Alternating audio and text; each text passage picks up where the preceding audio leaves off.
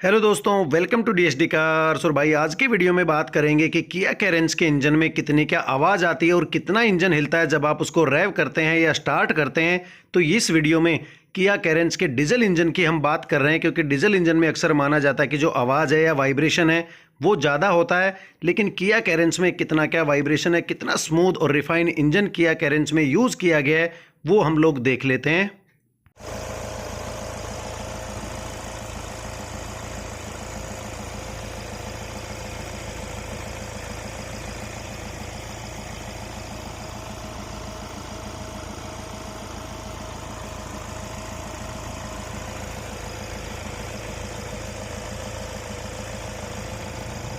यही हो यार, एक मिनट।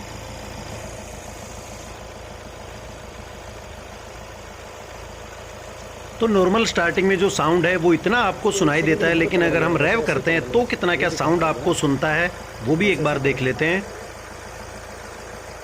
ला कर दो।